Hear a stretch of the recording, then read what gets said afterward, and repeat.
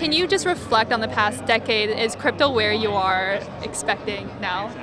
Oh boy, who knew what to expect?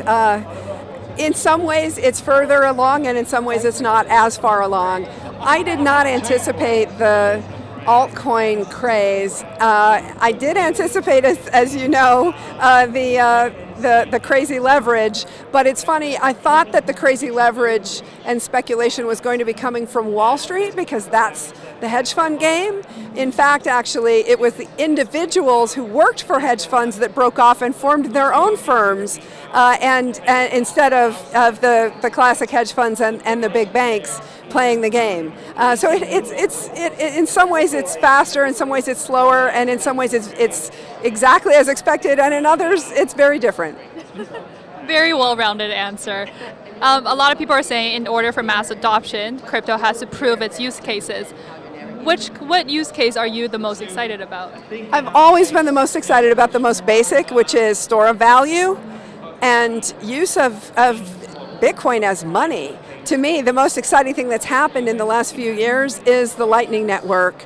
It started, it's more than 5 years old from inception, but it really in the last 18 months has taken off. And it is being used at incredible levels. Its growth curve is faster than the growth curve of stablecoins. And frankly, any fiat currency can be collateralized by sats in a payment channel. So people in the world, 8 billion people in the world have access to this network by just downloading the code if they want to run it on their phone.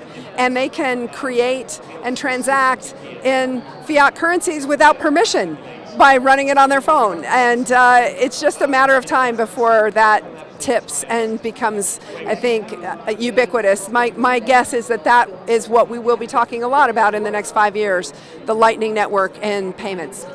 Well, that leads me to, I was going to ask you to kind of map out the next 10 years instead of 5. Where will we be at CoinDesk at 20?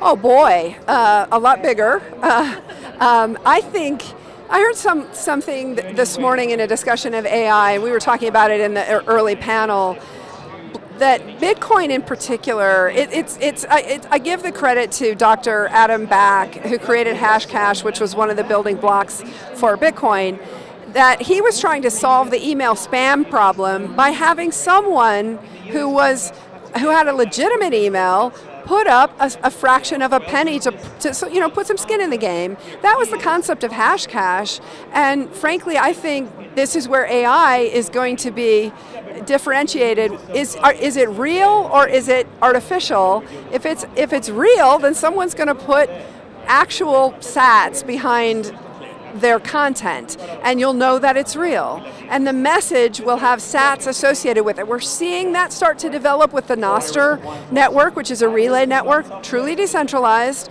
but it's a relay structure, so it's not like Bitcoin, it's Bitcoin adjacent, and the sats that are flying around on the Nostr network, it's just quite a sight to behold. And all of this is growing organically. So I think in 10 years, we're going to be talking again mostly about payments.